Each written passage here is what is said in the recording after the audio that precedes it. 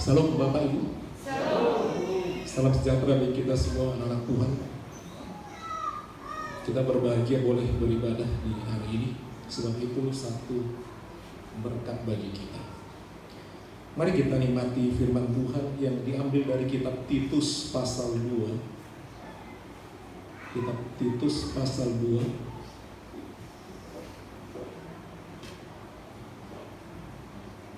Ayat pertama sampai ayat yang ke-10.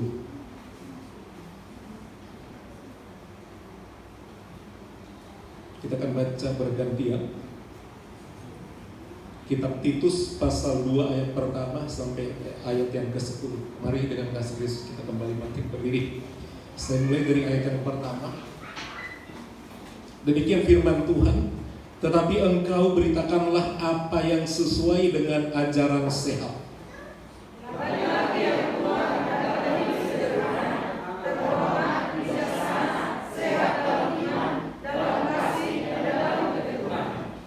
Demikian juga perempuan-perempuan yang tua, hendaklah mereka hidup sebagai orang-orang beribadah.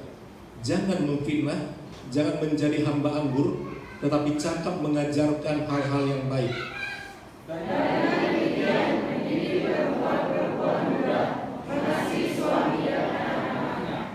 Hidup bijaksana dan suci, rajin mengatur rumah tangganya, baik hati dan taat kepada suaminya, agar firman Allah jangan dihujat orang.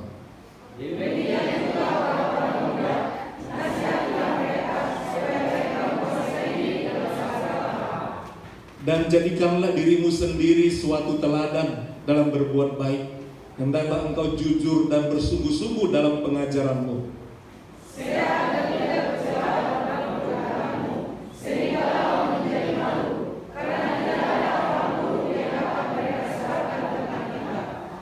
Hamba-hamba hendaklah taat kepada tuannya di dalam segala hal, berkenan kepada mereka, jangan membantah. Jangan curang, tetapi hendaklah selalu tulus dan setia, supaya dengan demikian mereka dalam segala hal memuliakan hadirat Allah, Juru Selamat kita. Puji Tuhan, silakan duduk.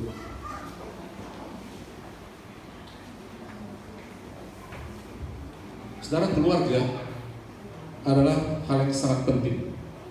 Keluarga inti terdiri daripada ayah, ibu, atau istri, kemudian anak-anak, dan ada kalanya juga keluarga punya pembantu. Memiliki keluarga adalah hal yang sangat penting. Suasana sukacita boleh dirasakan semua. Kalau dapat rezeki, mereka merasakan sukacita. Sebaliknya kalau ada duka cita, sakit, penyakit, bahaya, semua merasakan. Kesulitan ekonomi, kesehatan, dan lain sebagainya, kesusahan, dirasakan semua. Dan pengaruh keluarga baik atau kurang baik itu mempengaruhi aktivitas, mempengaruhi juga sampai ke sukacita beribadah. Kehidupan sehari-hari bisa terasa terganggu. Demikian juga masalah kerohanian di satu keluarga mempengaruhi. Dari mulai yang paling tua, bapak-bapak yang tua, ibu-ibu yang tua, ibu-ibu yang muda, bapak-bapak yang muda, anak-anak mereka, bahkan pembantu mereka, kehidupan kerohanian mereka, perilaku mereka mempengaruhi keluarga. Kita melihat satu nasihat Rasul Paulus kepada Titus. Kita melihat pertama bagaimana pergumulan Rasul Paulus untuk jemaat yang ada di Pulau Kreta. Pulau Kreta itu di mana? Sekarang disebut dengan Yunani. Jadi Yunani pulau. Pulau Kreta sudah ada 7.000 tahun sebelum Masehi. Sebelum Tuhan Yesus lahir, sudah ada kota itu. Jadi kota tua. Setiap kota atau negara atau daerah punya kekuatan. Ada penghuni yang menguasai. Punya ciri khas tentang roh apa yang berkuasa di pulau itu. Kita mengenal apa itu yang disebut dengan penguasa-penguasa di udara. Itu yang menjadi musuh kita. Demikian juga Pulau Kreta memiliki banyak sekali dewi, bukan dewa. Dan dewi yang tertinggi disebut dengan Dewi Cinta dalam Yunani kuno, yaitu Pulau Kreta. Dalam peta Alkitab kuno, sekarang udah berubah tentu peta itu, bukan lagi Pulau Kreta namanya. Tapi dalam peta Alkitab itu Dewi Diana disebut sebagai Dewi Cinta, dewi yang paling dipuja-puja di antara sekian ratus dewi. Sehingga penduduk yang ada di sana dipengaruhi oleh satu kekuatan dengan satu sifat yang menonjol. Dalam Titus 1 ayat 12 dijelaskan sifat utama penduduk kota itu. Sebelum kekristenan masuk, kita baca Alkitab itu, Titus pasal 1 ayat yang ke-12. Seorang dari kalangan mereka, nabi mereka sendiri, ini bukan nabi Tuhan, tapi nabi dewa-dewi itu, pernah berkata, dasar orang Kreta pembohong, binatang buas, pelahap yang malas. Itu sifat kebudayaan mereka. Kristen belum masuk. Jadi katakan orang-orang itu rata-rata dari kalangan mereka sendiri yang mengatakan suka berbohong. Lain yang diucapkan, lain yang dijalankan. Mereka binatang buas. Dikaitkan mereka itu sifatnya seperti binatang buas, jadi menerkam yang lemah. Dan juga dikatakan pelahap yang malas. Mau makan banyak tapi nggak mau kerja. Itu ciri-cirinya. Jadi Rasul Paulus ingin memenangkan penduduk Kreta yang belum kenal Tuhan. Itu tadi belum kenal Tuhan ya. Dan adalah satu anak Tuhan yang bertobat dari bangsa itu disebut Titus. Dia orang Yunani, bukan orang Yahudi. Dia dimenangkan oleh Rasul Paulus. Dan dengan satu orang ini yang bernama Titus berusaha memenangkan Pulau Kreta. Tentu sangat berat. Kalau kita melihat hamba-hamba Tuhan yang merintis, GPDI terkenal dengan merintis. Gereja lain belum buka, tamatan sekolah Alkitab berani masuk yang belum mengenal Tuhan. Dan gereja lain lebih gampang masuk karena sudah ada yang merintis, sudah ada korbannya. Nah, Titus perlu diperlengkapi. Dia harus betul-betul orang yang sudah bertobat. Titus ini supaya bisa memberi pengajaran. Dia dulu yang memberi contoh. Dia dulu yang mengubah dirinya. Kalau kita juga mau melayani, kita juga harus lebih dahulu membekali diri kita.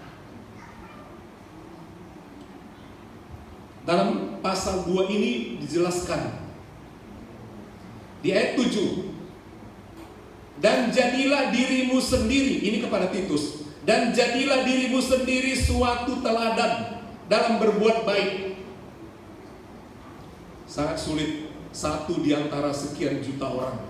Hendaklah engkau jujur dan bersungguh-sungguh dalam pengajaranmu, sehat dan tidak bercelah dalam pemberitaanmu, sehingga lawan menjadi malu, karena tidak ada hal-hal buruk yang dapat mereka sebarkan tentang kita.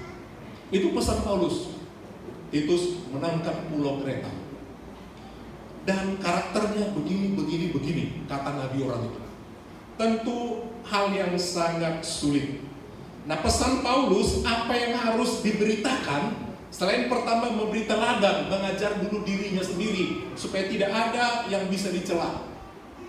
Bagi Tuhan tidak ada yang mustahil untuk memenangkan selama orang itu rela menjalankan tugas itu. Jadi yang pertama diselamatkan adalah satu keluarga. Dalam pelayanan, saudara jangan langsung berharap banyak.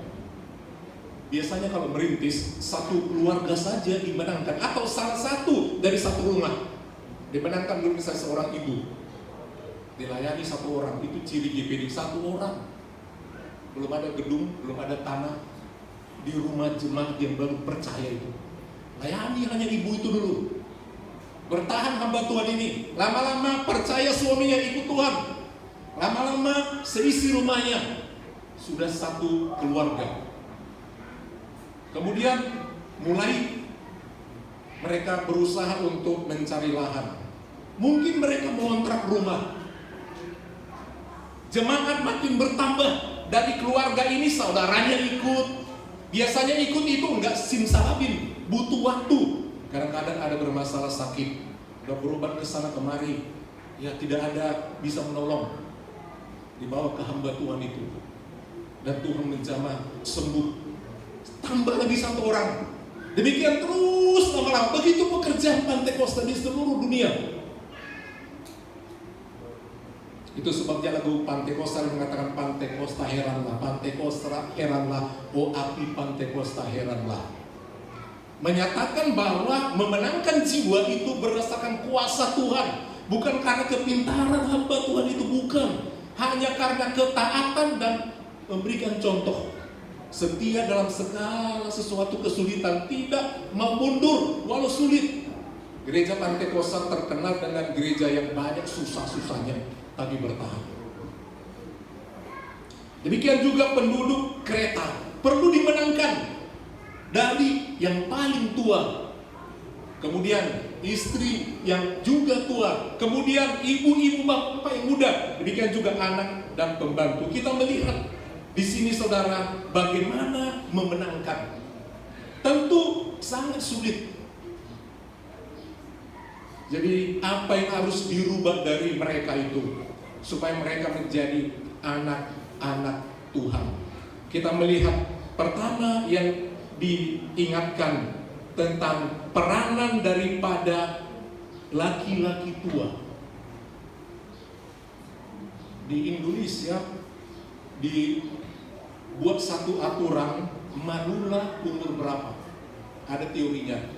Kalau WHO, World Health Organization, ditetapkan disebut usia manula itu berapa. Nah, Indonesia menetapkan mulai manula itu 60. Negara Eropa luar yang diatur sama WHO itu 65. Jadi selisih kekuatan orang Indonesia dengan orang luar itu 5 tahun. Kita lebih tua cepat, lebih lemah. Jadi sama mereka 63, 64 itu masih muda, manusia muda. Tapi 65 itu tua buat Eropa. Apapun itu tentang pengaturannya, tetapi ada yang harus dilihat peranan daripada yang tua, bapak-bapak kepada istrinya yang tua juga. Ada hal yang diperhatikan. Ini dalam konteks Pulau Kreta yang tidak kenal Tuhan. Kalau di sini kan udah kenal Tuhan, tentu tidak seperti di Pulau Kreta. Tapi walaupun demikian, mari kita belajar tentang satu perubahan. Amin Bapak Ibu. Amin. Itu yang penting, satu perubahan. Kita lihat ini dalam konteks Pulau Kreta yang tidak kenal Tuhan. Bagaimana supaya dimenangkan? Titus memberi pengajaran kepada bapak-bapak tua di sana. Yang pertama dikatakan kepada orang yang tua, bapak-bapak tua. Yang pertama dikatakan sederhana. Walaupun banyak uangnya, dari mana-mana tampil sederhana. Ya. Yang kedua dikatakan kalau sederhana artinya apa adanya, tidak mengada-ngada. Yang kedua dikatakan menjaga nama baik. Karena apa? Satu keluarga itu biasanya kan dipanggil, kamu anak siapa? Pasti dikatakan bapak ini. Jadi kepala keluarga, bapak yang tua itu membawa nama. Kalau misalnya anaknya semua baik-baik, anak siapa? Anak bapak ini. Enggak dikatakan adiknya si ini dia itu. Pasti bapak. Jadi dia membuat nama baik, supaya nama baik itu bagus, dia juga baik. Istrinya baik, anaknya baik, nama dia yang tahu. Jadi dikatakan menjaga nama baik. Yang ketiga, bijaksana. Sangat sulit. Kenapa tidak? Dia kepala. Ada bawahannya ibu-ibu yang tua. Ada lagi bawahannya anak yang sudah menikah, ibu-ibu muda, menantu muda. kemudian ada cucunya, ada pembantu. Dia harus bijaksana karena semua disorot ke dia. Yang ketiga, untuk bapak-bapak yang tua, dikatakan sehat dalam iman. Iman sangat menentukan dari seorang bapak-bapak tua, apalagi kepala. Imannya kuat, ikut istri, ikut anak, ikut menantu, ikut cucu. Di atas nggak kuat imannya, memble ibu-ibu yang muda. Terus sampai ke bawah, jadi peranan bapak tua kuat. Kalau iman di atas lemah yang tua, itu merusak yang di bawah. Kalau yang di atas kuat imannya, memberkati. Jadi kemajuan satu keluarga ditentukan oleh yang lebih tua dari satu keluarga. Karena dia duluan lahir. Gak akan ada menantu anak kalau dia gak punya anak. Kan begitu. Terus kalau anaknya gak punya anak, gak ada cucunya. Demikian. Jadi dia yang menentukan. Punya iman kah dia? Itu memberkati. Yang kedua, dikatakan di sini adalah kasih. Kalau yang tua ini juga tidak bisa mengasihi, bagaimana istrinya juga bisa? Demikian seterusnya. Dan juga ketekunan. Jadi mari kita, ya. Jadi di sini dikatakan 4 poin yang sangat penting kepada bapak-bapak tua. Sederhana, jaga nama baik, bijaksana, sehat. Sehat itu dalam arti adalah sehat dalam iman, dalam kasih, dalam ketekunan. Sehat. Jangan ada yang sakit dalam hal iman, dalam kasih, dan dalam ketekunan. Kalau orang-orang yang tua itu imannya kuat, kasihnya kuat, ketekunannya beribadah, berdoa, bekerja, dan sebagainya, memberkati yang di bawahnya. Itu sebabnya kalau sudah tidak ada yang tua, bapak-bapak yang tua ini memang menurun semua di banyak hal. Jadi pengaruhnya sangat penting. Baiklah kita bapak-bapak yang tua bisa menjadi berkat dengan yang di bawah kita, dengan sehat dalam iman, kasih, dan ketekunan. Yang kedua, dia memberi nasihat. Ini punya urutan. Dia tidak datang dari bawah kasih nasihat, tapi dari atas. Punya urutan berkat itu. Berkat turun dari kepala, bukan dari air naik ke atas. Enggak begitu. Seperti pohon dari bawah, dari akar ke atas. Bukan. Berkat itu turun dari langit sana, turun ke bawah. Yang kedua yang perlu diperhatikan, terus terang lebih banyak nasihat kepada ibu-ibu. Ini buat Pulau Kereta ya, bukan di sini baik-baik semua. Perempuan-perempuan yang tua untuk Pulau Kereta ini dikatakan hidup sebagai orang yang beribadah. Rupanya kekuatan doa, ibadah ibu itu bisa membackup suaminya. Rajin beribadah nomor 1. Dan itu tidak dijelaskan kepada bapak-bapak tua. Pertama sama bapak-bapak tua sederhana.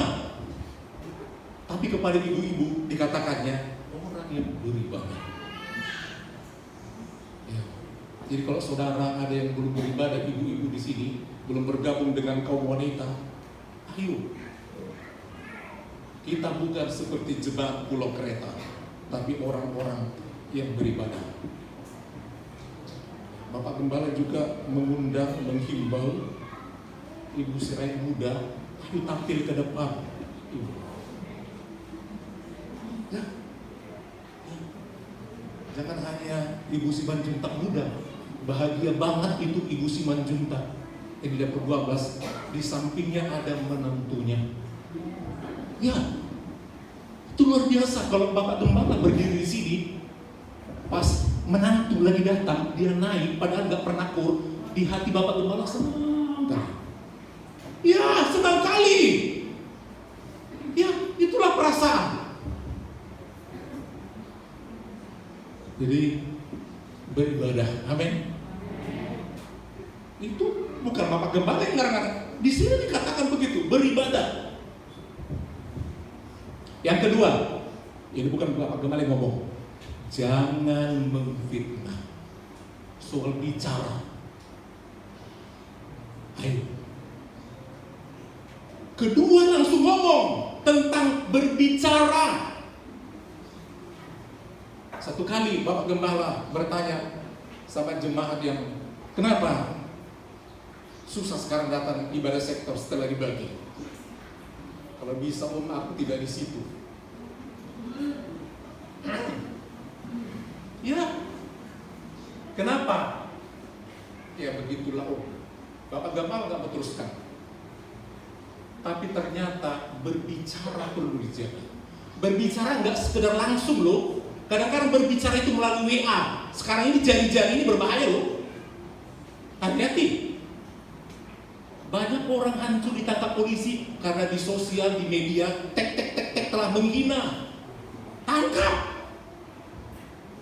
Hati-hati dengan media, langsung maupun tidak langsung. Jangan menfitnah. Yang ketiga, jangan jadi hamba anggur. Ini versi Pulau Kreta. Karena penduduknya mayoritas nelayan pelaut. Jadi kalau suami mereka itu mau melaut, semua pada mau ke kapal apa semua, itu para ibu-ibu siap membekali suaminya. Demikian juga nanti menyambut pagi. Jadi kadang-kadang mereka tuh menunggu suaminya melaut, mereka menghangatkan dirinya, minum anggur. Tapi sayang, sambil bicara, sambil minum, lama-lama mabuk. Tidak terkontrol bicaranya, tingkahnya. Sehingga dikatakan kepada jemaat Pulau Kreta, bagi ibu-ibunya yang menunggu suaminya, jangan mabuk anggur. Bukan tidak boleh minum anggur, jangan mabuk. Artinya, mari mengontrol diri kita. Yang keempat, dikatakan cakap mengajar hal-hal yang baik. Hal-hal yang baik. Sebab di Pulau Kreta kadang-kadang ibu-ibu itu tidak mengajarkan hal-hal yang baik. Ya. Mengajarkan hal-hal yang baik. Yang kelima, mendidik perempuan-perempuan muda. Saudara sudah punya menantu? Belum. Nanti kalau udah punya, ya kan perempuan-perempuan muda, ibu-ibu muda, mari didik perempuan-perempuan muda. Apa dikatakan ayat ini? Mengasihi. Ternyata sulit mengasihi suami loh, apalagi perempuan muda. Banyak maunya. Pak beli ini, nggak ada, udah pak. Biarin, makan sendiri, tidur sendiri, jalan sendiri. Oh sering banyak begitu. Udah lupa suami. Ya sakit demam biarin, biar tahu dia. Emangnya bisa datang sendiri kalau nggak dikerjakan. Mendidik perempuan muda mengasihi suaminya. Jadi kalau saudara yang sudah punya menantu laki-laki, perhatikan guru kita itu. Gimana nih? Perhatikan, disayanginya, dihargainya gajinya, ya, diurusnya enggak? Atau dia masih balik-balik sama kita, mak begini. Mana suamimu? Itu jelas. Banyak orang lupa dia sudah menikah. Ya masih terus nempel sama mama papa. Sudah satu keluarga yang baru. Urus suami masing-masing. Bukan lagi mama papa. Bukan lagi adik kakak. Jadi diingatkan sama mereka, mendidik perempuan muda mengasihi suaminya dan anak-anaknya. Amin. Jangan sibuk ngurusin tangga. Suaminya udah dapat gaji sekian gepok. Anaknya sudah jadi tentara. Ngapain diurusin? Anak lu udah apa? Kan gitu. Anakku udah bagaimana? Aku didik, aku ajar. Begitu. Mendidik untuk mengasihi suami dan anaknya. Jadi kasihi anak masing-masing nomor satu. Amin. Ajari, bekali, ajak datang sama Tuhan. Kalau ada anak orang lain agak macam-macam, nggak usah terlalu panik, doakan saja. Amin. Doakan. Selanjutnya dikatakan yang keenam, bijaksana. Berarti sama dengan yang bapak-bapak tua. Kemudian yang ketujuh, suci. Pikiran itu dibersihkan. Jangan berpikir negatif. Yang kedelapan, rajin mengatur rumah tangga. rumah tangga masing-masing. Jangan diurus rumah tangga orang lain, diomongin, diceritain harta orang. Itu harta orang, kerja keras orang. Jangan ceritakan keberhasilan orang, jangan banding-bandingkan. Suami-suami orang, istri-istri orang, kerja-kerja orang, gaji-gaji orang. Ibu-ibu kan sering kali itu ngurusin yang lain. Atur rumah tangga, udah bagus rumah kita, udah bersih. Gak usah diceritakan, tengok tuh rumah orang itu, udah gini. Tengok rumahmu biar bersih. Tertata rumah orang itu, makanya tata rumahmu. Kan begitu, amin? Urus rumah tangga sendiri. Yang ke-9, baik hati. Herannya ke bapak-bapak gak dibilang, baik hati ya. Baik hati. Jangan lain di bibir, lain di hati. Amin. Di mulut sayang papi, di tingkah laku tak sayang anak. Kemudian berakal sehat. Sehat pikiran kita ini, punya akal sedikit. Jadi ada 10 nasihat bagi ibu-ibu yang tua, sementara bagi bapak-bapak 4. Bayangkan, tidak balance. Tapi itu jemaat kereta yang belum mengenal Tuhan. Itu kan yang mau dimenangkan. Itulah tugas Titus, nggak mudah.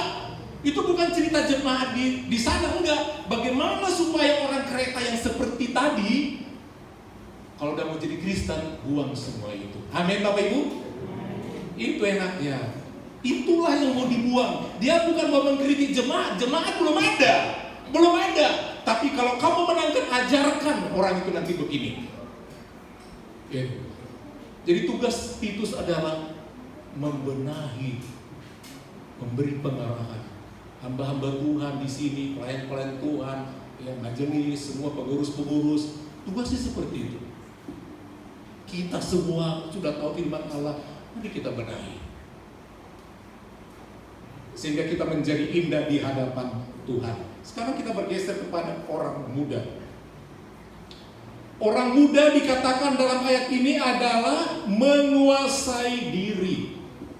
Kenapa menguasai diri?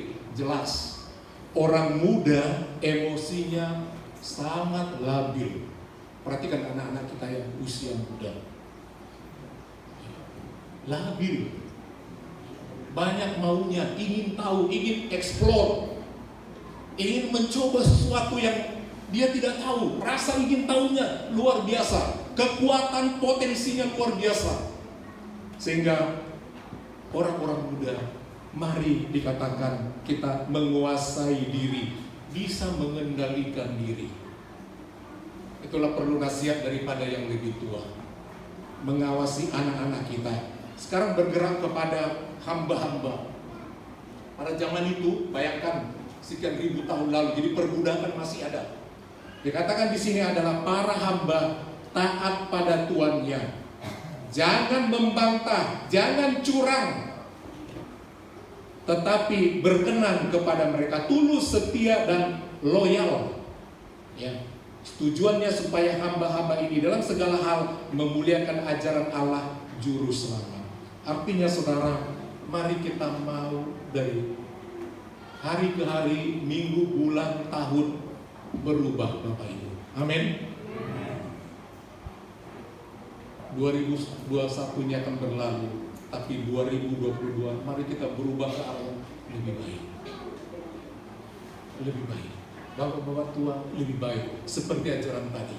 Karena kita udah Kristen. Tadi itu yang bukan Kristen. Ibu-ibu yang tua, mari kita berubah. Kita bukan orang kereta, tapi orang-orang yang sudah diubahkan dan terus diubahkan, makin hari makin indah. Natal sudah dekat.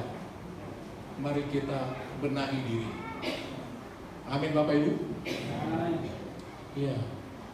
Kita ambil poin Natal itu juga bisa menjadi titik awal bagi kita untuk berubah di tahun yang baru. Kerajinan kita, pelayanan kita, dan lain sebagainya seperti yang dijelaskan tadi. Mari kita ambil satu step, berubah dari yang tua, memberikan contoh kepada yang lebih muda, terus sampai yang di bawahnya. Punya iman, punya kasih. Dan itu akan memberkati dan semua menjadi berubah. Sehingga keluarga itu menjadi keluarga yang diberkati oleh Tuhan. Jadi pengaruh dari yang atas sangat berpengaruh kepada yang di bawahnya, sampai yang paling muda dipengaruhi. Memang menjadi tua adalah hal yang pasti. Semua orang menuju kepada proses tua kalau dikasih umur sama Tuhan. Dan menuju tua itu banyak kekurangannya dan sangat sulit untuk menjalankan hal-hal yang tadi, karena penurunan di banyak hal. Ya, kalau dikatakan tadi nasihat kepada yang tua, kepada laki-laki yang tua dikatakan sederhana, oke lah, bisa. Menjaga nama baik, oke, bijaksana, sehat. Ini semua dalam arti keimanan. Memang kalau kita makin tua, pengaruh fisik mempengaruhi kadang-kadang juga kejiwaan kita. Seperti pepatah dikatakan, di dalam tubuh yang sehat terdapat jiwa yang kuat, yang sehat. Banyak pengaruh fisik karena usia, lupa, kemampuan fisik. Kadang-kadang kita ingin mungkin berdoa, tapi fisik tidak mendukung, lemah sekali, ngantuk, tidak kuat. Kadang-kadang kita ingin ikuti semua ibadah, tapi tubuh tidak bisa membackup. Ya, gampang sakit kalau udah lagi yang tua. Bagaimana kita bisa lebih mengasihi? Ya, paling dalam doa saja.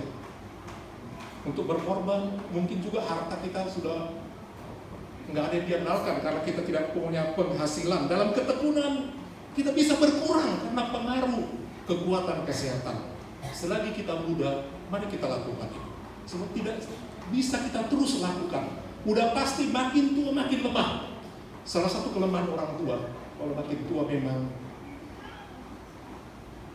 susah membawa badannya. Ingin mau berjalan sekian kilometer, tapi fisik tidak kuat. Berdiri, naik kendaraan, baik pribadi, naik umum, jalan kaki, sangat terganggu. Satu ilustrasi saudara. Seorang anak memperhatikan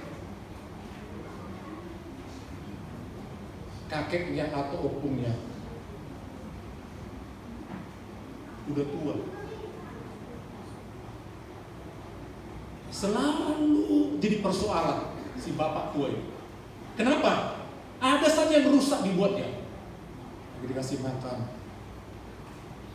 Entah bagaimana nanti kesenggol gelas, pecah. Kemudian sesuatu jatuh, pecah. Karena apa? Tidak bisa mengontrol lagi. Tidak bisa, bergetar, jatuh, tidak kuat. Mau mengangkat ini bisa jatuh. Jadi kacau rumah dibikinnya. Ayahnya, mamanya, bapaknya melihat si bapak atau si kakek itu selalu ada saja macam-macam. Selalu banyak pertanyaan, baru ditanya lagi, tanya lagi. Akhirnya selalu dimarah-marah, bapak ini. Bapaknya memarahi opungnya, mamanya memarahi opungnya. Ini pun ini bikin kacau saja, semua menjadi kacau. Si cucu bingung melihatnya, atau si anak melihat bapaknya, aduh kasihan kali si opungnya. Gemetar, mau jatuh, semua serba kacau. Selalu dimarah-marahi. Bilang sama mamanya, mama jangan dimarahi opung itu, kasihan. Dia nggak ngerti apa-apa. Makin besar anak itu, dia berpikir, mama, bapak marahkan pada rusak semuanya. Semua bersalahan, semua pada banyak menjadi kacau karena lupa opung itu. Akhirnya satu kali anak itu membuat, tidak lama kemudian si opung itu meninggal dua-duanya, tidak ada lagi. Si anak ini membuat satu gelas, tapi dari kayu, mangkuk, cangkir, dari kayu. Kemudian dia buat lagi piring, tapi dari kayu semuanya. Bagus. Bapak mamanya bilang, apa yang kau bikin itu? Kayak kurang kerjaan. Untuk apa? Mama bapak nggak tahu. Untuk apa itu kau bikin capek? Memang cantik mirip, tapi kan itu kayu, nggak laku dijual. Bukan untuk dijual, Pak, Ma, untuk bapak mama yang nanti ini. Kenapa begitu? Ialah banyak piring gelas pecah dibikin opung. Mama sama bapak marah-marah. Aku nanti tak mau marah-marah sama bapak mama kalau udah tua.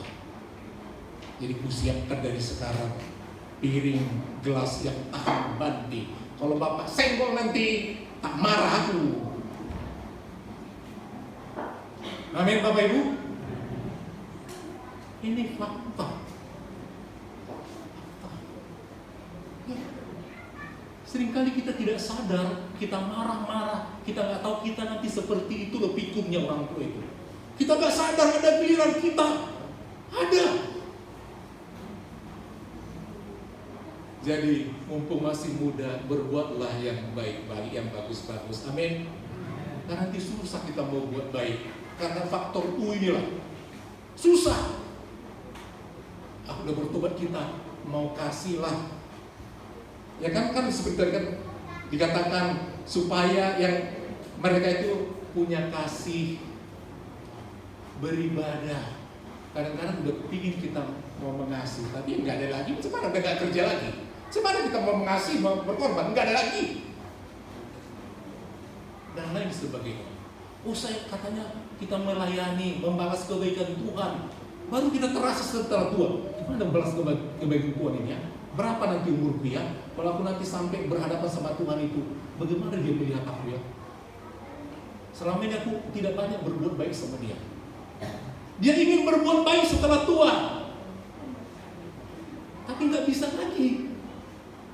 Nggak bisa, nggak ada kemampuan lagi. Mari kita sebagai anak Tuhan, berbuatlah selagi ada kesempatan. Amin.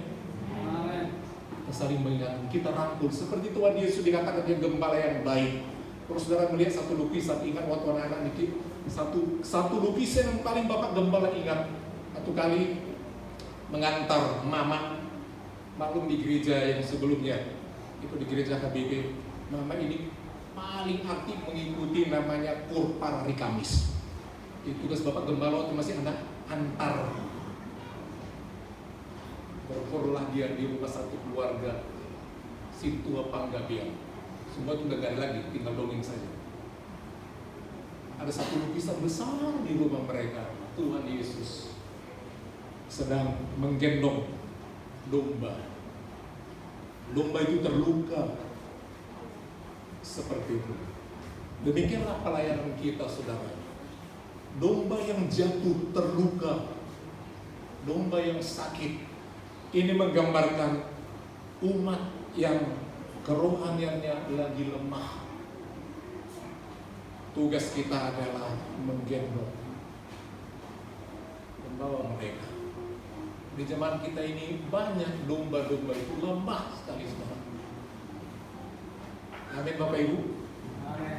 Tugas kita mengangkat. Jangan biarkan domba itu begitu hilang. Jangan menghakimi. Kita bawa dia sama Tuhan. Amin. Amin. Bisa enggak? Bisa enggak? Mulai yang sektor benahi pelayanan. Sektor 2, sektor 1. Kalaupun ditukar sektor 1 diganti nomornya jadi sektor 2 dan sektor 2 menjadi sektor 1, enggak berubah. Berubah? Berubah enggak? Kita ganti yuk besok namanya sektor 2 namanya menjadi sektor 1.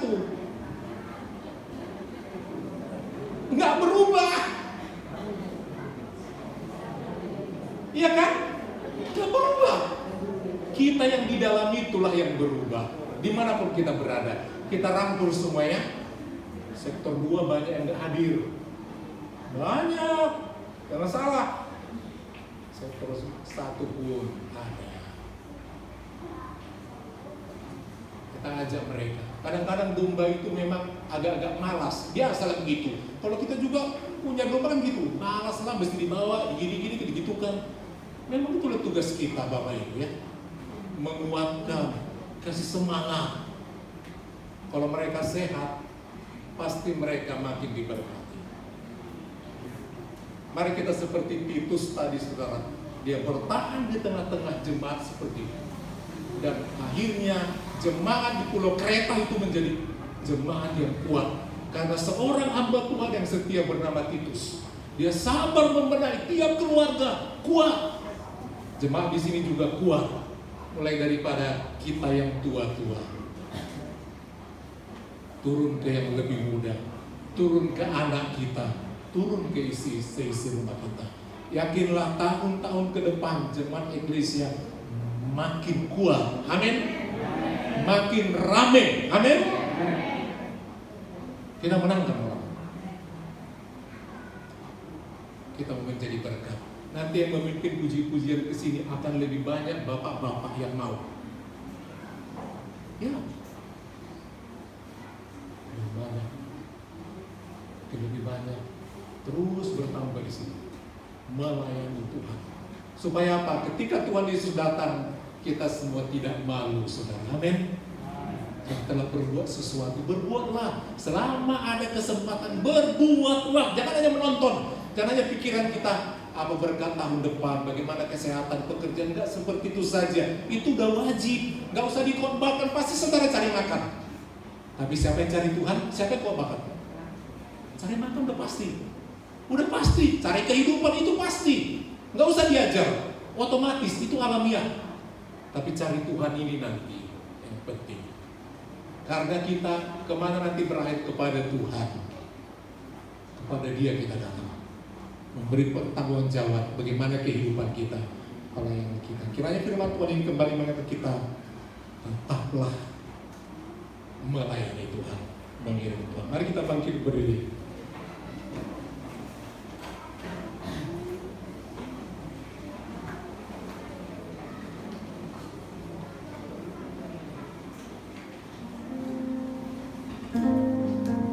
Mulialah nama-Mu Tuhan.